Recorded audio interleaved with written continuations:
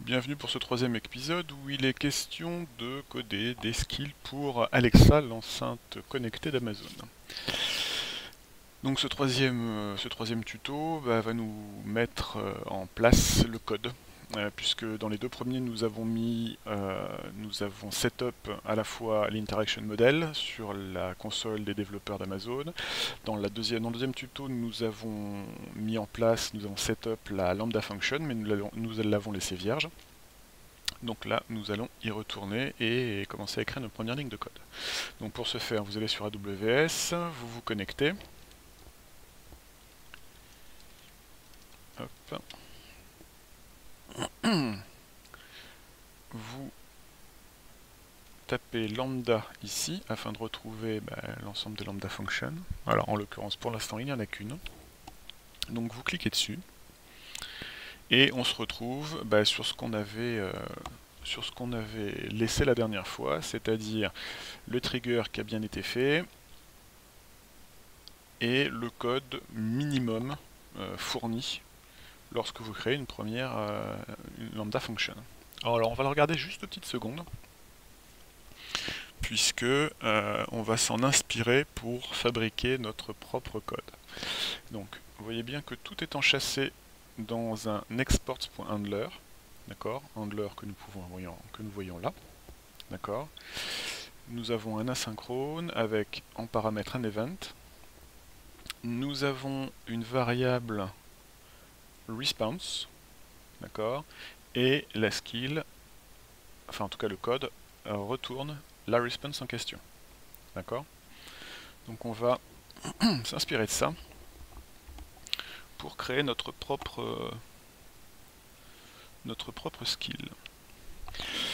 Alors, on va commencer basiquement par utiliser le mode strict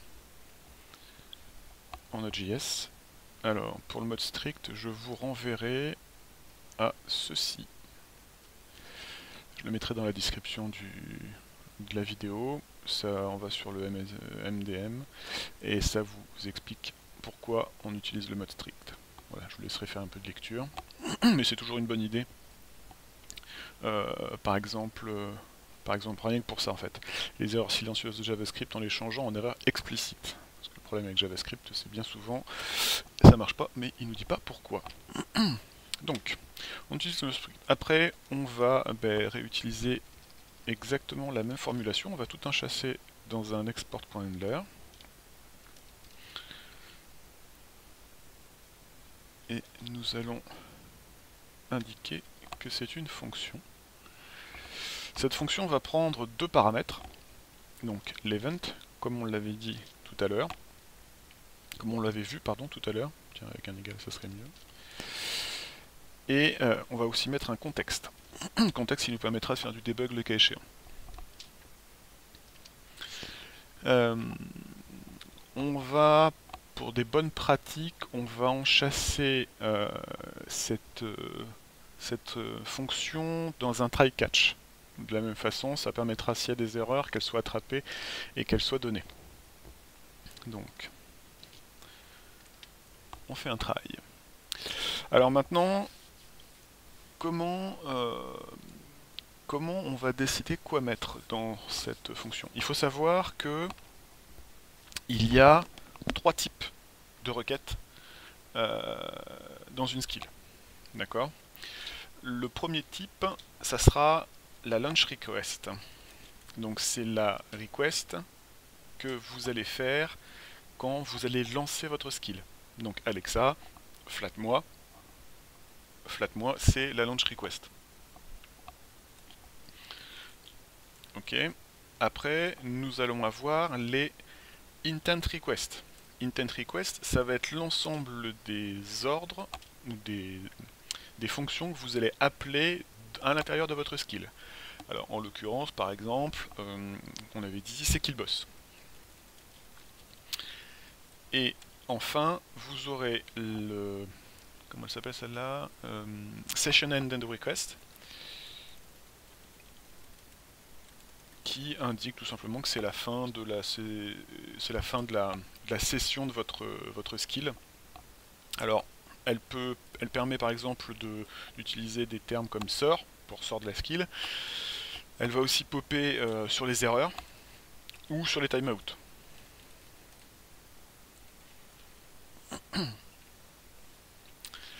Donc ça c'est les trois. Et donc il faut que ces trois requests, ces trois requêtes apparaissent dans votre code. Et donc là on va simplement mettre un if. Donc si if request .type égal. Donc le triple égal, c'est à la fois l'égalité sur le contenu mais sur le type. Donc est égal à launch request. En ce cas, on va créer localement des variables qu'on va appeler options. Pour l'instant, on va les mettre à 0.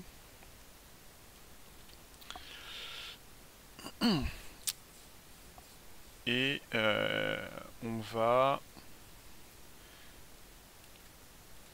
donner les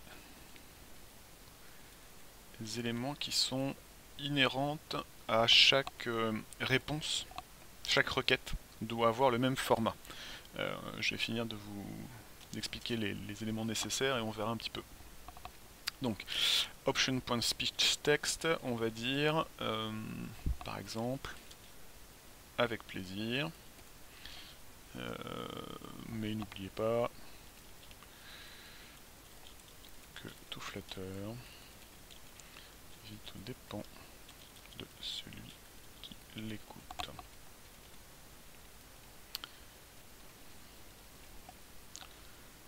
Tac. Ouais, alors avec des double codes, ça serait bien.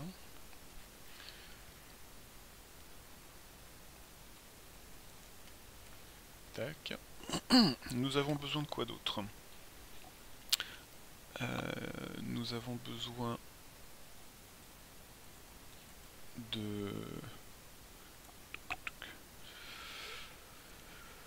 d'un reprompt, par exemple. Alors c'est pas une obligation absolue, mais c'est une bonne pratique.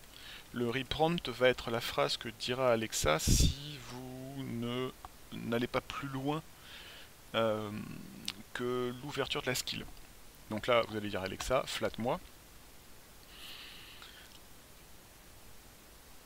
Donc là, elle va vous dire avec plaisir, mais n'oubliez pas que tout flatteur vit au dépend de celui qui l'écoute, et elle attendra autre chose, par exemple. Le reprompt pourrait dire laissez-moi vous y répondre, par exemple.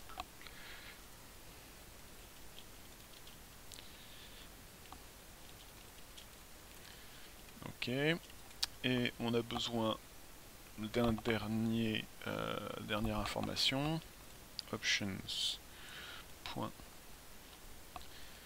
End session égale false. Ça veut dire que la skill reste ouverte. On ne finit pas la session. Donc on peut lui donner de nouveaux ordres, de nouvelles commandes.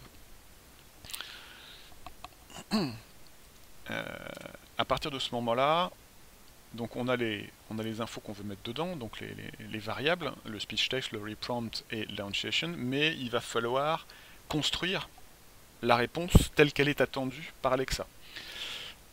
Pour ce faire, on va tout simplement créer une fonction. On va faire ça comme ça. On va l'appeler build response. Elle prendra en paramètre les options qu'on vient de définir. Alors, cette réponse,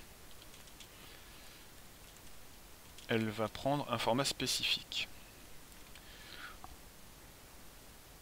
Alors, déjà, 1.0, ça c'est la version, virgule. Donc ça, c'est la réponse, celle que je vous la note, c'est le minimum vital pour faire fonctionner une skill. Après, on verra plus tard qu'on pourra rajouter d'autres d'autres informations de la réponse pour l'enrichir, par exemple avec des cards. Il faut savoir par exemple sur la gamme des enceintes connectées, il y en a une qui s'appelle Spot avec un écran, ça ressemble grosso modo à un radio réveil, avec donc l'écran permet d'afficher des vidéos, permet d'afficher du texte, et donc on peut afficher ce qu'on appelle des cards dessus. Mais pour l'instant c'est la version très basique de la réponse. Donc la réponse va prendre quoi comme paramètre? Eh ben déjà un output speech, avec une majuscule c'est mieux. Donc output speech qui lui-même va prendre plusieurs informations, un type. Donc là pour l'instant on va faire du plain text. Alors il faut savoir que le plain text ça va être le texte basique qui va être énoncé par Alexa, mais vous pouvez en type, par exemple on le verra plus tard, utiliser ce qu'on appelle le SSML. En gros c'est le Speak Markup Language, c'est-à-dire que vous allez pouvoir donner à Alexa des informations quant à l'intonation, les liaisons, pour la rendre un peu moins robotique en termes de voix et en termes de réponse et beaucoup plus humaine. Ceux qui maîtrisent parfaitement le SSML, franchement, on a l'impression de pouvoir dialoguer avec quelqu'un. Les pauses, les intonations sont là, c'est vraiment très important. Je vous expliquerai comment ça fonctionne, mais malheureusement je ne pourrai pas vous montrer des usages avancés puisque je ne suis pas très bon dans l'utilisation de cette technique. Donc en tout cas, l'output speech aura comme type, donc pour l'instant du plain text, et le texte en lui-même, eh bien il correspondra aux options speech text décidément. Donc voilà.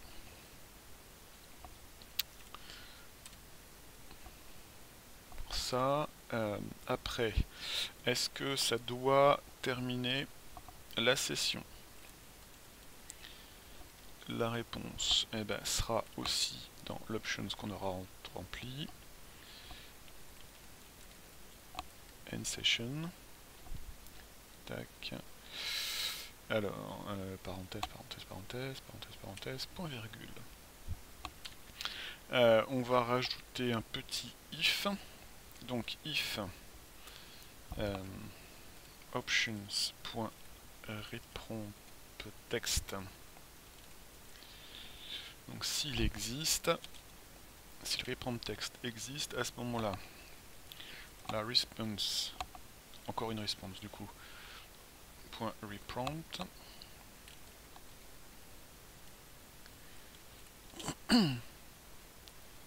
égale, donc à nouveau un objet, donc l'output speech, deux points, c'est un objet, avec les curly brace c'est mieux. Donc en type, on va rester sur du plain text pour l'instant. Plain text, et en texte, nous allons faire, comme tout au-dessus, options.speechText. Non, pas speechText, reprompt-text.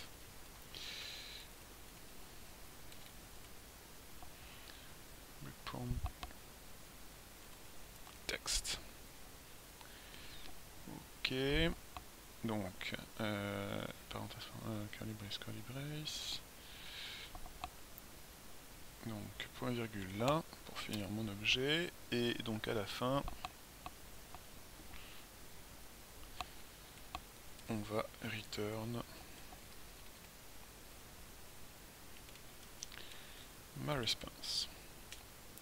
Ok, alors attendez, je vérifie parce qu'on a toujours, j'ai toujours un petit problème avec les curly brace, je dois vous avouer.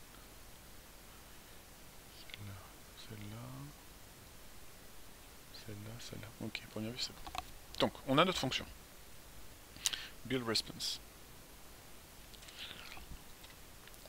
Donc, une fois qu'on a notre fonction, on va l'utiliser, tout simplement. Alors, pour ce faire, on va utiliser context.succeed.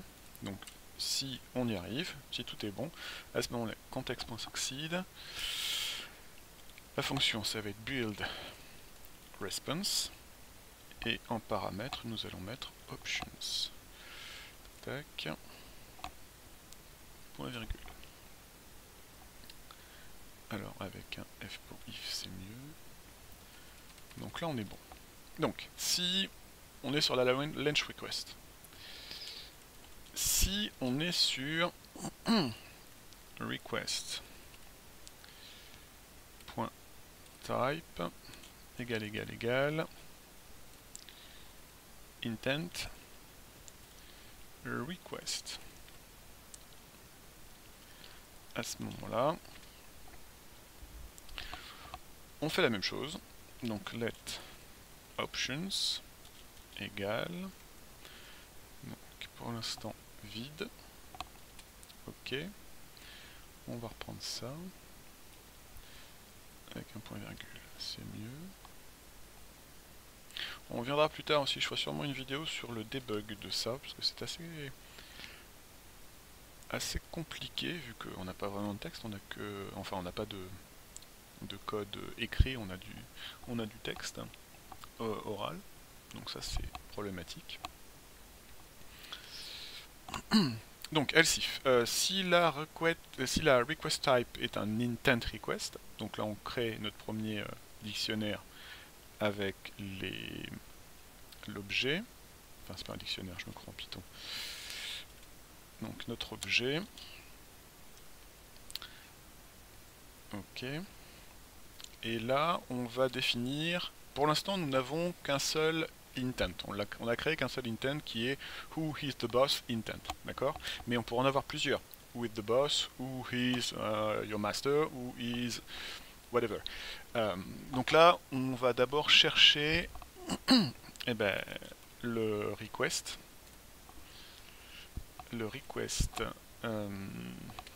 intent name, donc là égal, alors si je me souviens bien c'est who is the boss intent, à ce moment là on va mettre ça là, tac. Alors si on est, on va dire par exemple la réponse, donc qui est le patron, c'est vous, mon bon maître. End session, est-ce qu'on termine la session? On va dire true. Vrai. Donc une fois qu'on est là, eh bien on va construire la réponse, tout simplement. Donc ça sera context.succeed. Donc là on va faire build. En fait on va pas s'embêter. On va copier-coller ça, puisque c'est exactement la même chose. On va construire la réponse de la même façon. Donc si la request est who's the boss, à ce moment elle fait ça. Sinon, donc là on est sur un simple else. Sinon, eh bien ma foi, on va jeter une erreur. Donc throw, je rappelle throw tout simplement parce que on est dans un try catch. Donc on va throw intention non reconnue par exemple. Intention non reconnue. Ok, donc on est à la fin de notre else if. Tac.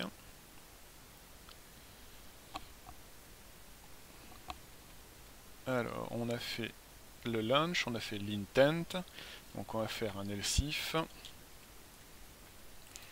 request.type égal session and then request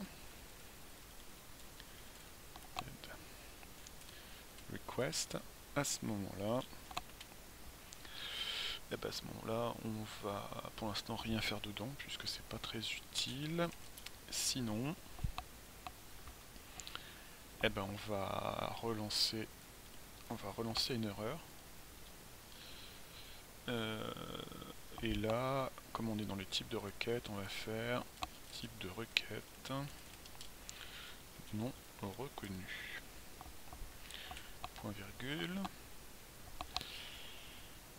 Ok.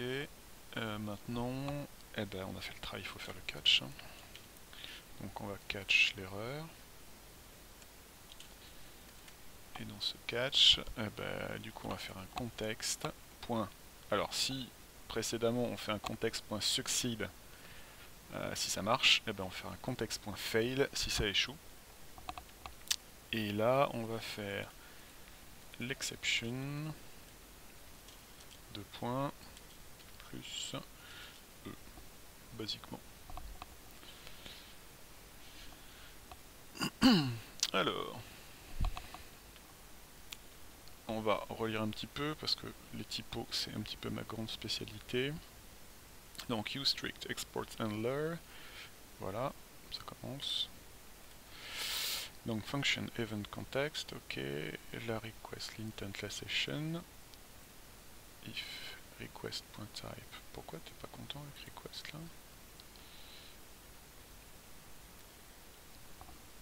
Pourquoi request t'es pas content?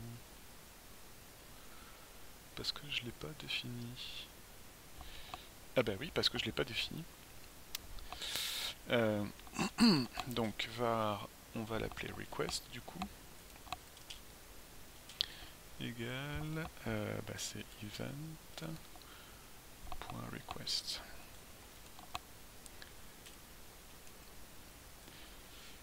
Alors, après, CTRL-C, ça continue.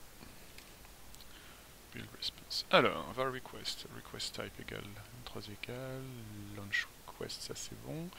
Let option, option speech text, compensation, ça c'est bon. Context succeed, build response, ça c'est bon. Else request, intent name, plus the boss intent, option succeed, on est bon. Else show, attention non reconnu, ok. Else if request égale 1, là pour l'instant rien. Sinon on jette 1 et on catch l'erreur, context.fail, exception, ça on est bon. Alors, function build response options, donc var response égale version 1.0, response type option piston, should end session option, ça on est bon. À première vue, ça a l'air de fonctionner. Bon, et ben écoutez, hop, on enregistre. Donc là, si tout se passe bien, eh bien on va pouvoir tester ça sur notre device ou alors sur l'EcoSim. D'ailleurs, on va faire ça tout de suite. Donc pour tester notre skill, nous allons utiliser ce qu'on appelle l'EcoSim. Donc EcoSim, Alexa Skill Testing Tool.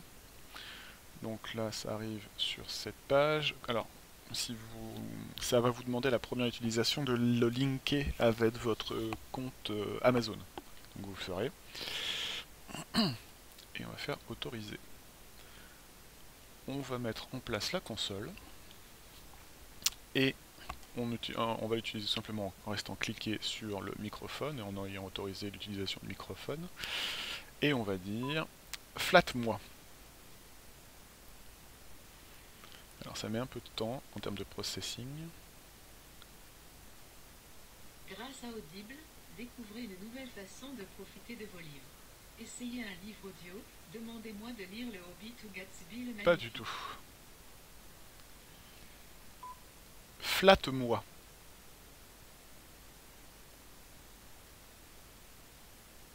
Avec plaisir, mais n'oubliez pas que tout flatteur vit aux dépens de celui qui l'écoute. Qui est le boss?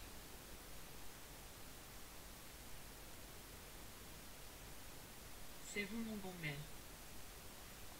Voilà, donc ça fonctionne. Alors, petit point, vous avez vu qu'elle a une sorte de drôle de voix, pour la simple et bonne raison que l'EcoSim, pour l'instant, n'est que en anglais, Dutch et allemand, pardon, et japonais. Donc elle va parler français, mais avec un léger accent américain. Voilà, donc à première vue, la skill fonctionne pour l'instant.